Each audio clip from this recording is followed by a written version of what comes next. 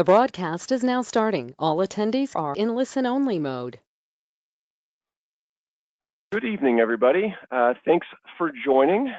This is Neil McMahon. I'm the training director for the California DI affiliate, also regional manager in the Lottieland region.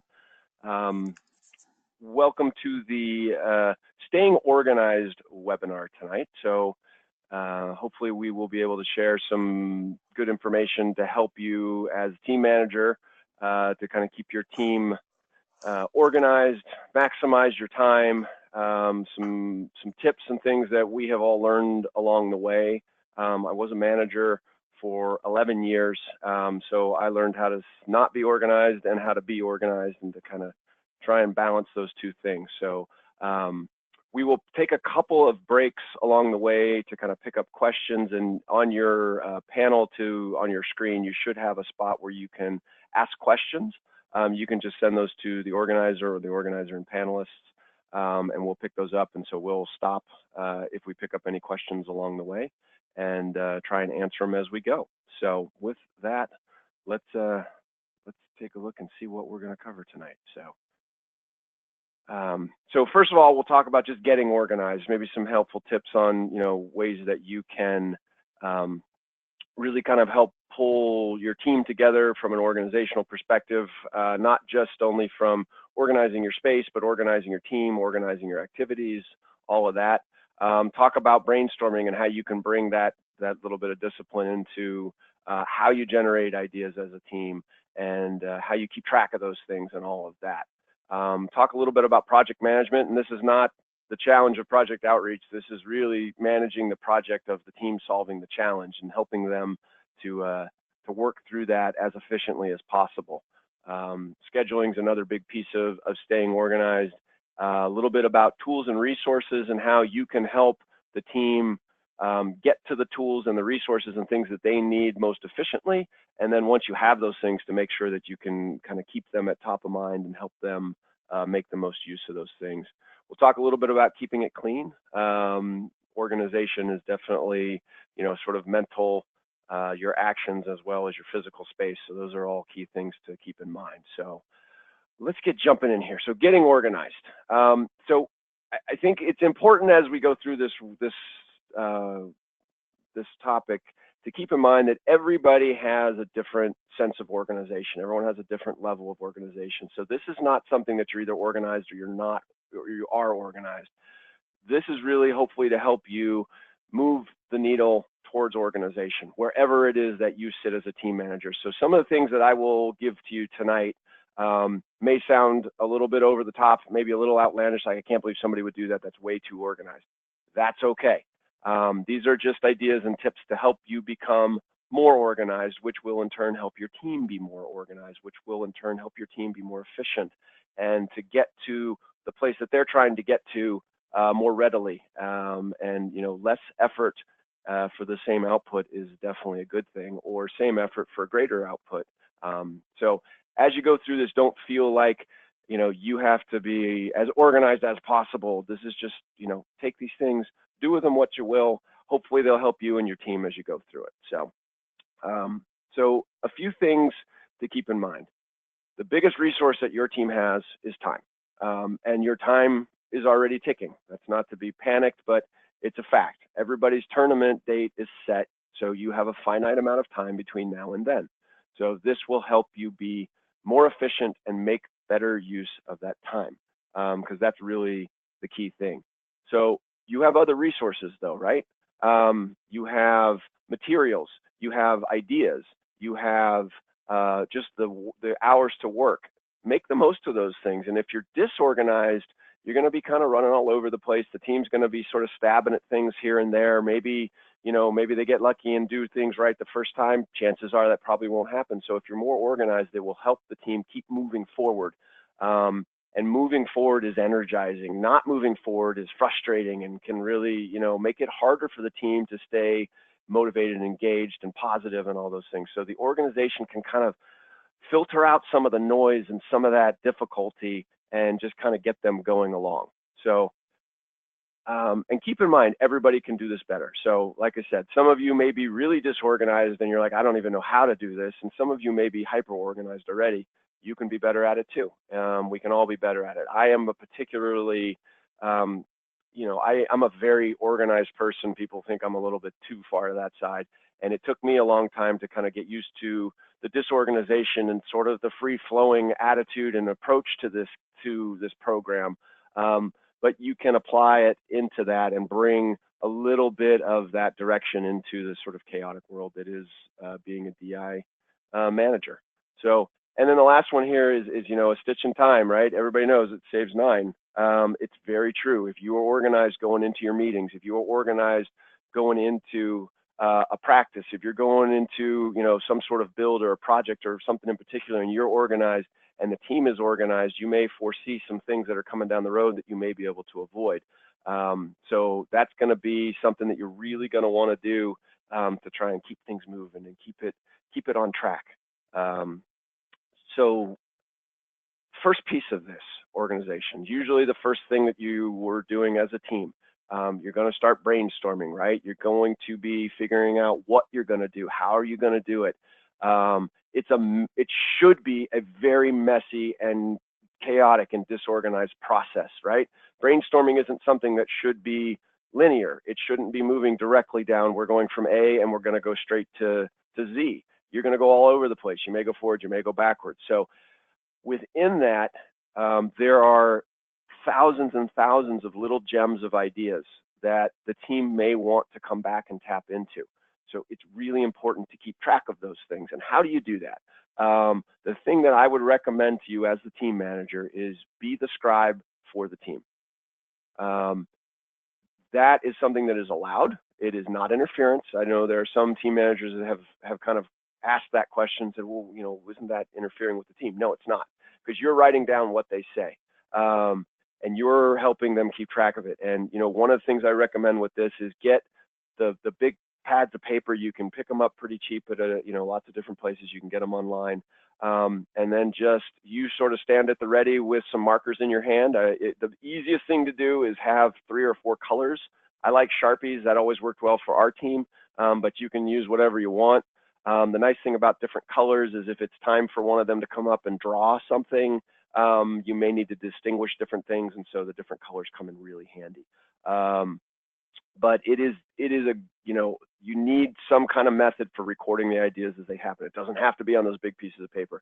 I know some teams where they like to do it on a tablet or a laptop as they're going and they're keeping a record. The important thing to do is to keep a record of this stuff, because what you're going to want to have is this framework. So if you're doing the challenge and you have a central machine that needs to get built, you're going to keep a brainstorm of ideas, and generally a team's not going to come up with 2 or 3 and say, yeah, that's the one, let's do it.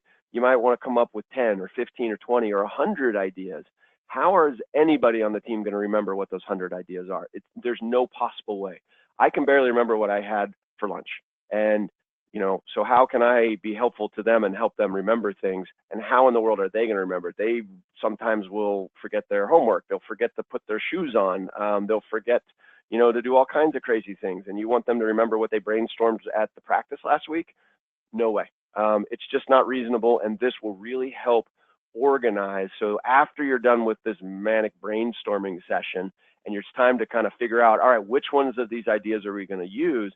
You can go back as a team, you can look at it, they can kind of pull the ones, all right, we like that one, and no, I don't like that one, we like that one, put that one. So then you write a new list, right? And then you've got another list of the things that have been filtered, and these are the ideas that we're really going to dig into and figure out what we like.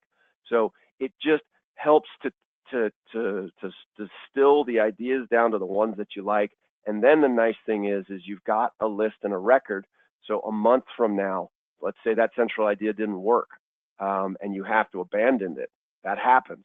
What are we going to do? Well, luckily, we kept the sheet with the 100 ideas, and we kept the sheet that we boiled down with the 12 ideas.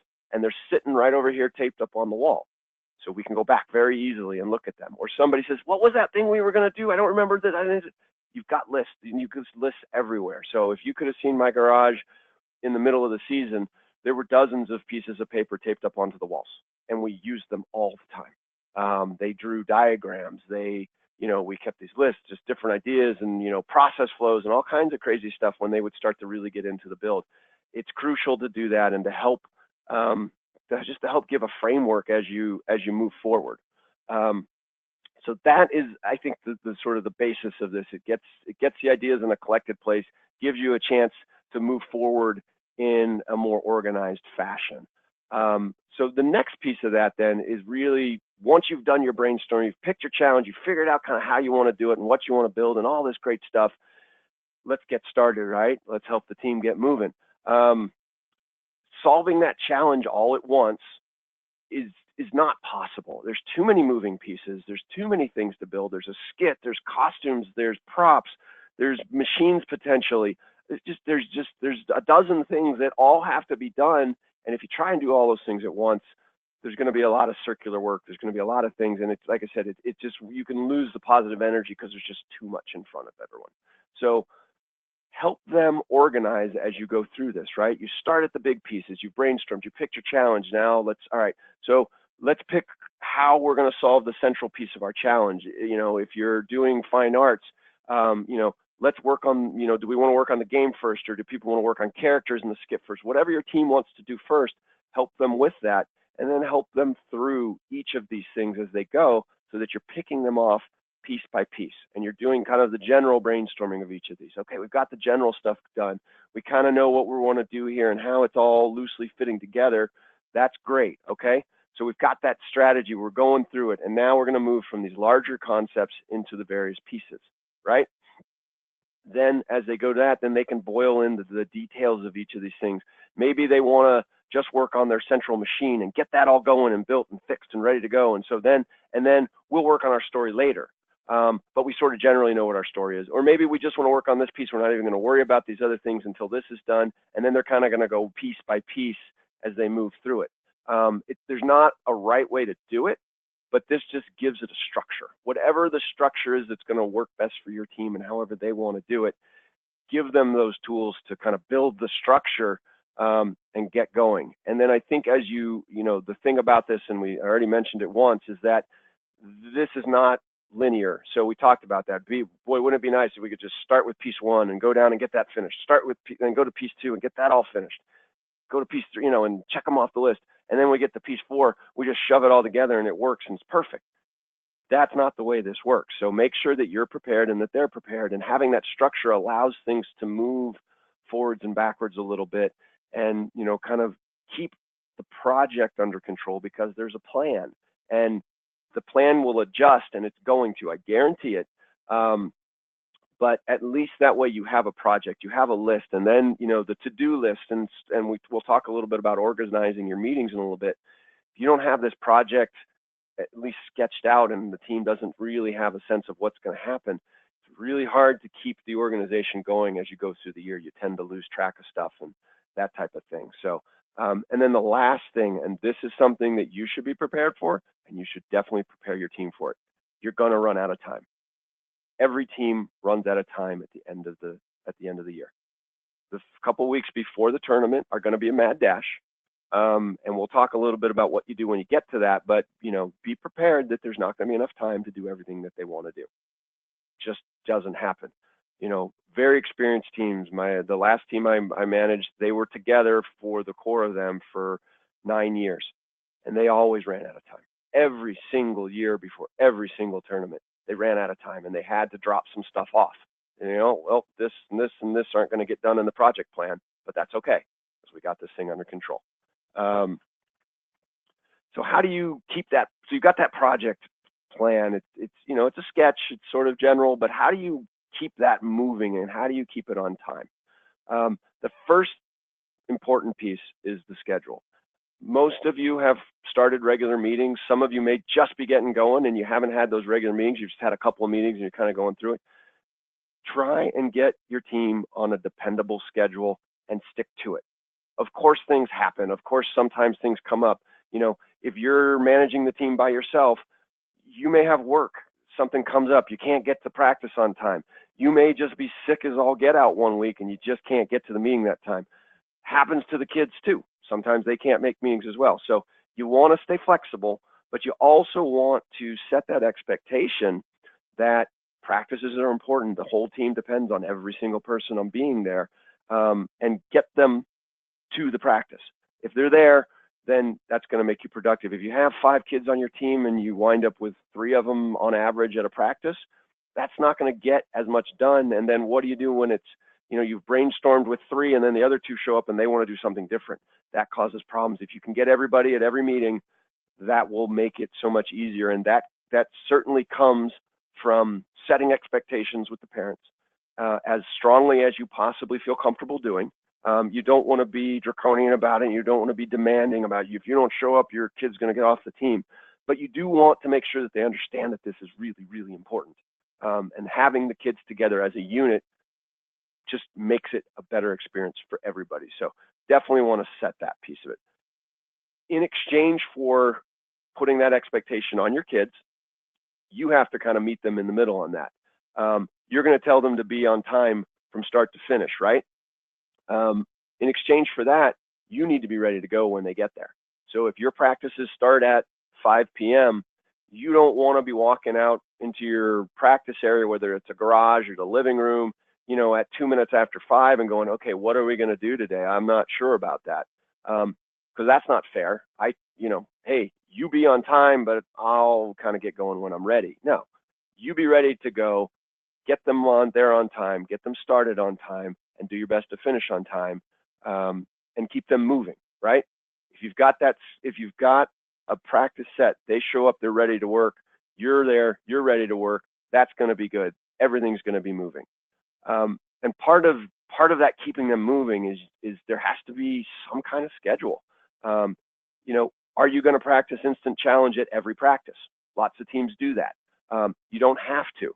The kids like them. Some teams like them more than others. And it's an important piece. So you may want to say, you know what, we're going to start every practice, the first 15 minutes, we're going to do an instant challenge and we're going to debrief on it. We're going to learn from it. And then we're going to, get to work on whatever it is else that we're going to do. But have that schedule in mind. That doesn't mean you have to schedule every single minute out of the practice, but if you practice for an hour, know what's going to happen during that hour. If you practice for an hour and a half, great. If you practice for longer periods of time and you know that you need a break in there, make sure you set the break and you try and keep as closely to it as you can possibly do.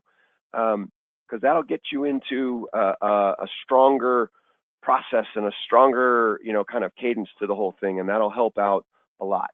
And as you're working through these schedules, this is not you driving a schedule by yourself, right? This is your team, and not your team, it's their team.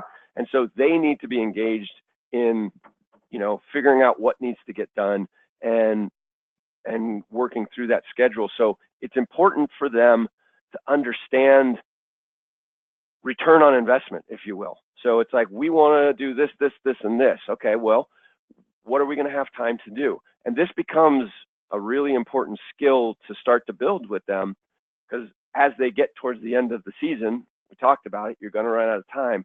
Somebody's going to have to make a decision on the team. What are you and what are you not going to do when you have, 4 weeks worth of work and there's only 2 weeks worth of time left?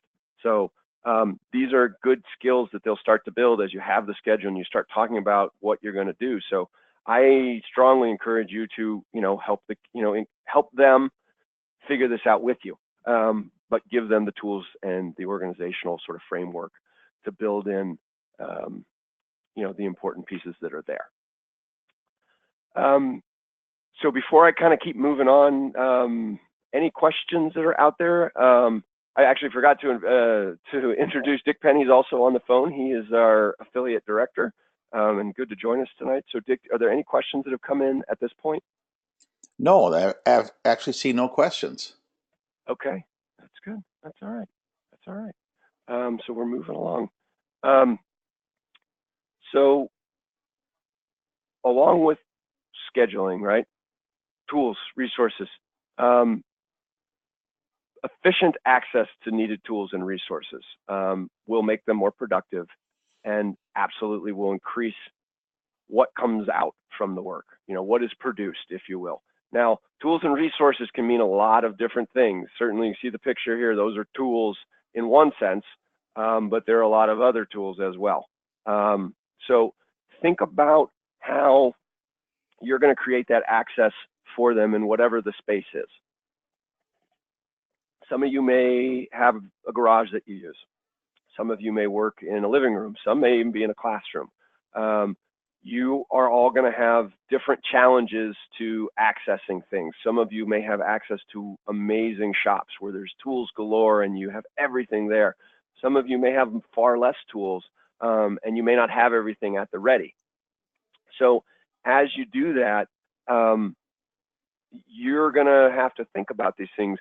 They're certainly going to know what they're going to want to do, and they're going to identify these things that they're going to want to use and kind of get at from a tool perspective. So as they're working through this, depending on your situation, make sure that the things that they need are going to be there and are going to be ready. And this takes conversations and discussions. You talked about that project plan, right? So as we kind of think back to that, if we know on Saturday when we get together, we're going to be doing some work with PVC and we're going to be building a wooden frame for something. Okay, what do we all need for this? Let's talk about it a little bit. As a team gets together, well, we know we're going to need to cut things. We know we're going to need to attach things. So how are we going to do all that? And do we have the tools here for that? If you do, that's awesome. If you don't, where are we going to get those? Is that another parent that's going to need to bring some tools with them? Is it a resource of a neighbor who lets you borrow stuff? Where is all that stuff coming from? Easy access means that it's ready when you need it. So that's the first important thing about this. The other thing about tools and resources is there's lots of other things, knowledge. Maybe you as a team manager don't know anything about building wooden frames, but somebody has volunteered to help your kids learn how to do that.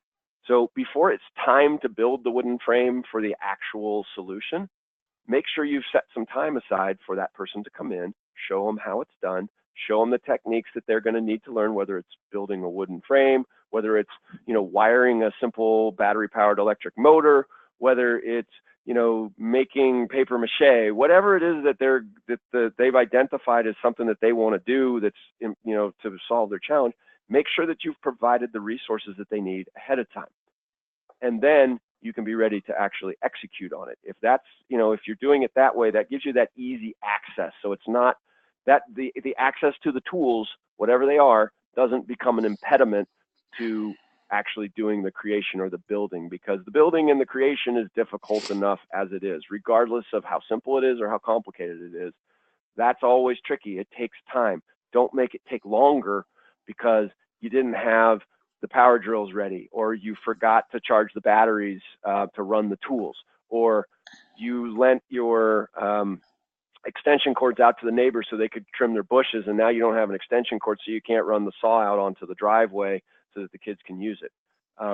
It's little things like that that make a difference. Now, there are a lot of different ways to get to that organized access. And we could talk for many, many hours, depending on how far you wanted to push that access. There are a lot of different solutions that I've seen over the years in people's garages and things like that to keep their tools organized and make things available to the kids, that type of thing. So I'm not going to go into a lot of that tonight as far as those specific things, but my contact information's at the end. If someone's interested in suggestions about really, kind of concrete things to really do to customize your workspaces and things like that the kids can do and that you can do to help them be more organized, happy to share those with anybody. You can pop me an email and let me know, hey, I'm looking for a way to get my garage workspace better organized. What kind of things have you done? What would you suggest? That type of thing. So, but that's important. Adequate supplies is another way that you want to be thinking about this. This goes hand in hand with that easy, organized access. Do you have enough supplies, whatever it is? If you're using glue guns, do you have enough glue sticks? Now, you may think you have enough glue sticks, but things like glue sticks, things, like scraps of wood, cardboard, those things run out incredibly quickly, faster than you think you have. So if you think you have enough, you should probably double the supply, and then you might have enough. Because there's nothing worse than having the kids working in the middle of a practice, and they've got good buzz and good energy going, and they're rolling, and all of a sudden, oh, coach, we ran out of glue sticks. All right, now somebody has to go down to the craft store, to Home Depot, and get more glue sticks. And even if you have extra resources to do it, Home Depot is probably not next door wherever you live or wherever you're practicing, so it's going to take a few minutes to get there and back. And then you have to sort of shift gears, and the kids got to do something else. And they get back, maybe they've kind of lost the zip on whatever they were doing. Slows them down, makes them less efficient. If you had enough glue sticks, they'd probably be done with that project by the time whoever went to Home Depot gets back. So make sure there's enough of everything.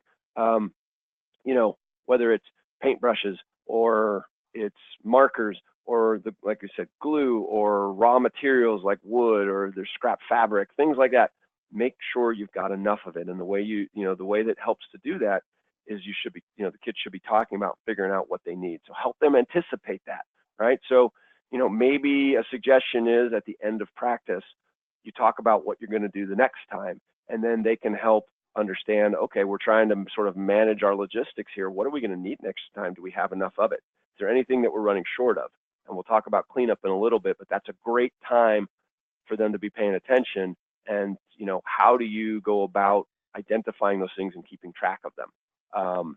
So that's a big thing.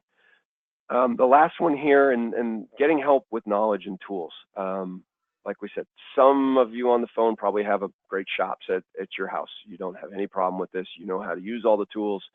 You know how to do all kinds of crazy stuff. You've welded, you've built a house, and you're like, I got this stuff. This is easy. A lot of you haven't, so you're going to need help. Where can you get that help, and how can you use it? This is part of this organization, is to approach things correctly and efficiently. Bring people in to give them the skills, right? That gives them access to the resource. They certainly, and this is just a kind of a quick refresher on interference, a little bit off topic, but it's not interference to teach somebody how to do something that they already have identified that they need to learn how to do. It's interference to show them how to solve the problem. It's interference to say, oh, you need to build a switch over there. Well, you should put it in this way because that'll be easier to get at when you build it. But you can say, all right, you want to know how to wire a switch. Let's do a switch here on the table. And you put it together, and they show them, this is the things. Here's the safety rules. Here's what you need to be careful with. Here's how you hook it up. Here's how you attach it. Here's the right tools to use for it. Okay, now you have the skill. You go get it. That's part of providing that access to tools and resources. If you give them that access and ready access, it'll just make it so much faster, because if they're trying to figure that out on their own completely without any, teaching, it'll take a lot longer. They might not do it safely, and I guarantee you it probably won't work as well as it could if somebody taught them the skills to apply to their solution. So definitely, make use of that as well. So keeping it clean. If I could just kind of look out and said, all right, everyone pick up your hands who likes to clean, probably nobody would raise their hands, but me. But leaving a mess in your workspace from week to week, sometimes that happens because it's just you were running late, finishing up, and the parents are there and they're waiting in their cars and it's time to go and it's late and you got something else you got to do. All right, just everyone get out of here. We'll deal with it next week.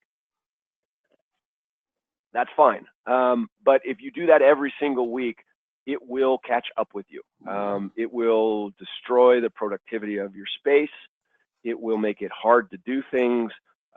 It's just, there's a cumulative effect that just saps the productivity of the space week after week. So make sure that you're doing your best to clean up your space, to clean up the stuff that's being used every single week. That's a team effort. Okay, you're going to clean as you go along. The thing about that is if the team is participating in the cleaning, that's going to be important because they're going to have an appreciation for what a mess they're making sometimes. And there are ways to do things that might produce less of a mess than other times. If they have to clean it up, they might be more cognizant about it. Plus, it's not your job to clean up the workspace. It's their job to clean up the workspace. It's their team, it's their solution, it's their effort. Make sure they're cleaning up. The clean as you go along applies not only to each week, but each thing that they're doing. I'm sure that you've seen it at the end of a practice where everybody's building. There are tools everywhere. There are scraps of stuff everywhere. It becomes much more difficult to clean up then, and then it's a little bit more chaotic. as the kids are doing projects, so the kid that's building the wooden frame, right, they're going to use a saw. Maybe they're going to use a drill. Maybe they're going to put some screws in, so they've got a can of screws out there or whatever you're using to hold screws in. If they clean that up after they're done building the frame, then that stuff gets out of the way, creates a little bit more space and a little bit room to breathe. They leave it out there, a couple of things can happen. Somebody's going to walk by, they're going to kick the screw container over, and the screws are going to go everywhere. So that's going to take time to clean up, and I guarantee you some of the screws will roll under the cabinet, you'll disappear, you're losing materials, you're wasting stuff, wasting time, all of that stuff. So that's going to be a good practice to do. Now, it's not so much like clean that up, you're finished with it, but get into the habits to teach the kids, hey, after you're done with a tool, put it back where it belongs. Hey, after you're done with that piece of cardboard that you've used some of, but not all of it, put that piece of cardboard back where it's supposed to be. That will help a lot. You definitely want to clean up after practice. And one of the things that's a good opportunity there is you talk about that planning. This is where you get your inventory, right? So the kid that's using the glue gun, they have the bag of glue sticks there. You know, if there's only 3 glue sticks left in the bag, let me know, or write it up on the board. You know, that's always a good one, like a dry erase board. Hey, if something's running low, write it down on the board so that we don't forget to get more of whatever we're running out of. If nobody tells you, you're going to run out. And whose fault is that? Well, that's the team's fault. But your responsibility as a team manager is to help them and give them skills and help them do this more efficiently. So that's a big thing, is you want to, you know, hey, how's it going over there? Take some inventory after you're done cleaning up. That's going to be important. And as you're cleaning up, hopefully everything stays organized. I can't tell you how many screwdrivers we've lost in my garage for weeks on end. And the things that you lose are the things that you're using, which are the ones that are the best at whatever it is that you're doing. So of course, it's always the best screwdriver. It's always the favorite hammer. It's always, you know, the thing that you really need that they forgot to put away. And then it gets shoved under a pile of stuff, or even worse, they're scooping up some stuff to throw in the trash, and something gets thrown away. Keep those things, the organization there will help you tremendously. You know, all of that stuff, it's a cumulative effect. And you compare the efficiency and the effectiveness of a team that stays organized, stays clean, as close as possible. You know, even something as simple as just sweeping up the garage after you're done at the end of the day will make a huge difference. You know, think about it. If you got sawdust down there, you've got scraps of cardboard that have been cut, or there's little fabric scraps, and then the next week you come in and you're building something, and maybe they're creating a cardboard prop, or they're creating a costume, and the space that you need is on the garage floor, and they set that costume down on the garage floor that had a whole bunch of sawdust and other garbage on it the week before. Well, guess what's now all over the costume? Okay, so now somebody's got to spend 5 minutes cleaning the costume off. No big deal, 5 minutes, right? Let's go back to it. Finite amount of time every year. The clock's already ticking. So why put those kinds of pressures on the team? At the end of the practice, clean it up. It'll work out a lot better. You'll be happy you did it. It'll make you feel better the next time you go out in the garage when it's not practice time, and it won't be depressing because there's not as much chaos everywhere, and you know, all of that. So I'm not going to show you how bad I am at reading Latin, but this is something I think most people know: order from chaos, right? That's what we're trying to do here. So keep in mind, being organized, it's not a binary state. You're not either organized or disorganized. It's just degrees. So try and be more organized in every way that you can, right? It will help them be more productive. It will help them reach the goals that they have. Whatever the team is defining as success, this will make that success easier. Being disorganized will make it harder. It doesn't mean that a disorganized team won't be successful in whatever they determine is successful, and it also doesn't mean organized teams will be successful. But man, this is challenging. These kids work hard. Don't make them work any harder than they have to. Help them work smarter, not harder. And keep your eyes open for ways to stay organized. Everybody has a different style of organization, right?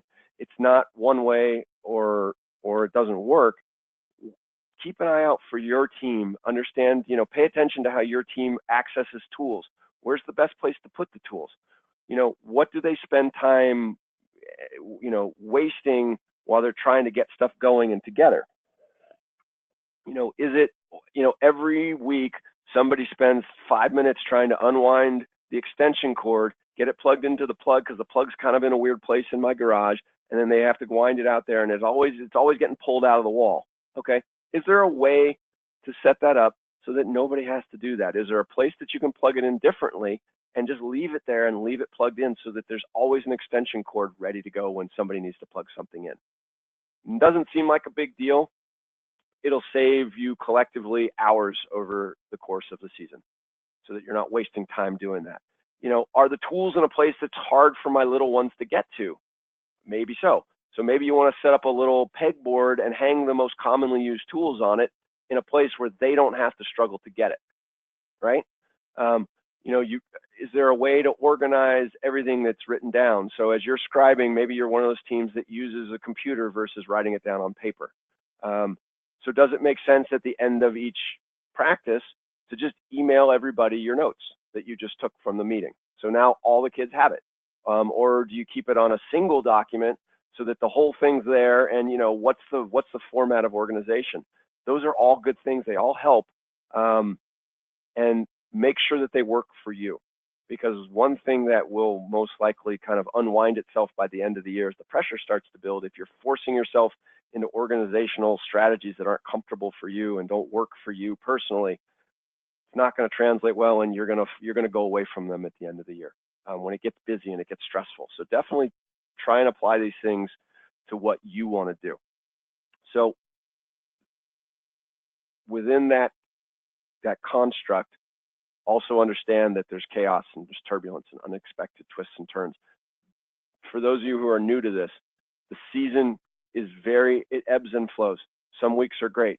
Some weeks you struggle. Some weeks they will be amazingly successful. Some weeks they will build something 3 times and you'll wind up throwing away all 3 of them and doing something completely different because it's just not working. There's enough of that part of the challenge in getting through this and getting to the end goal. So try and take away some of the outer stress, the stuff that doesn't have anything to do with solving the challenge. This is going to be a key to that. It's really going to help as you go through this. So kind of keep at that. It's an ongoing process, organization. Hopefully this has been helpful to everybody. Hopefully some good tips. I thank you guys for joining. Like I said, there's my email address. If you have additional questions, I don't see anything up on the chat right now. But if something comes up and you want to ask a question, or you want something specific, hey, I'm thinking about doing this, or hey, any ideas in my garage to keep these kinds of materials organized, or things that we might suggest, always happy to chat. Give me an email. We can connect over the phone and talk through things. Happy to do whatever needs to be done there. So with that, one last pause. Any questions out there at all? There are 2. Excellent. One says, do you have an example schedule you can share?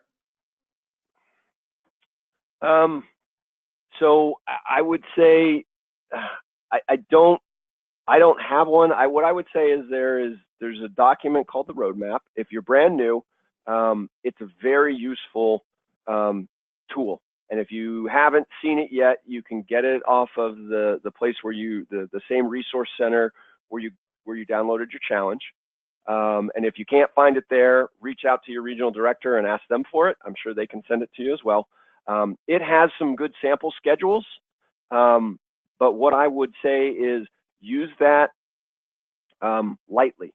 And it's a great basis for it, but every team moves differently. Every challenge moves differently. And so you want to really be as thoughtful as possible when you kind of drive through it. And if you're talking about like a practice schedule, I would say that's going to be very, very different. If that's not what you're looking for as an answer, more specifics, you can jump it into the chat or you can send me an email. Happy to kind of talk through specific questions on that too. But I would say try the roadmap. And if that's not working for you, I would reach out to your regional director or reach out to me. Yep. And then there's one other question. Should we meet at one location If or, it or is rotate? if it's logistically possible to meet at one location, I would strongly recommend it. Moving unfinished props and machines and things you're building around is really not very practical. But every team is going to be different. You may not have a space where you can park the chaos, where you have to pack it up and move it around, but if you have the ability, stay in one spot, at least for what you're constructing. So you may have, for instance, somebody may have a really good living room where you can do your brainstorming. So, the weeks where you're sitting down and you're just doing nothing but focusing on brainstorming and coming up with ideas and writing stuff down, you can do that in one spot. And then when it's time to build, you may go to some other spot. When it's time to start to practice, you may collect everything up and go to a third spot. That's okay too, but I wouldn't recommend necessarily like rotating, every third practice to a different place. It can just get a little tricky. And, what happens when you move and you leave stuff at one place kind of gets to that distractionary stuff where then you're wasting time going back to the other place to get the stuff. And unless you've got a high school team where the kids are driving, you're the one that's doing the driving, or your assistant manager's doing the driving to go back and get things. So I'd recommend staying in one spot if you can help it. Ideally, if you can do everything in one spot, brainstorming, practicing, building, that's the ultimate solution. So if you've got a big garage and you're willing to just park your cars on the driveway, that's the way to go. That seemed like a good idea to me 12 years ago. I haven't parked the car in the garage since. But for my team, that was a great thing to be able to have everything in one spot. You can keep the brainstorming up on the wall. You got the tools over here on the other side of the garage. I got all this stuff, out in the shed that they can go out and grab and get the materials. So everything's in one place. That's, to me, the most efficient. It's a better way to do it. And sometimes they want to shift on the fly. Everything's there. So no matter what they're going to do or what they're going to try that week, it's there and it's ready for them. It's a great question.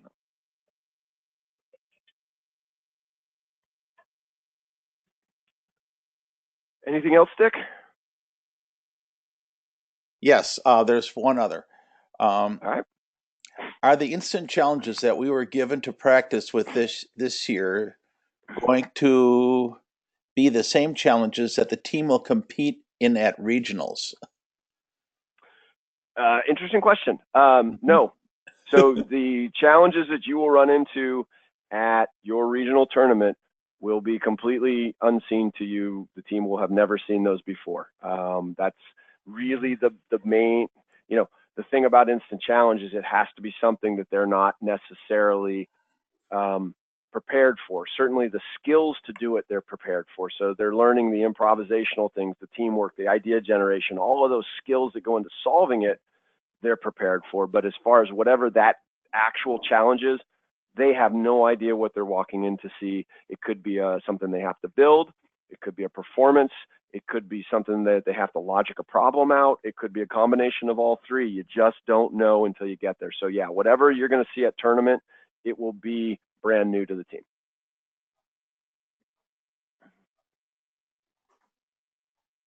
Okay, that's it. All right. Well, I'm going to give you guys a minute and 25 seconds back of the 45 that we were trying to keep this to. So thank you for joining. Anything else you got, the email's there. Shoot me one over. And I wish everybody the best of luck. And I thank you for your dedication and commitment to these kids in this program. And we will talk to you soon. Thank you much.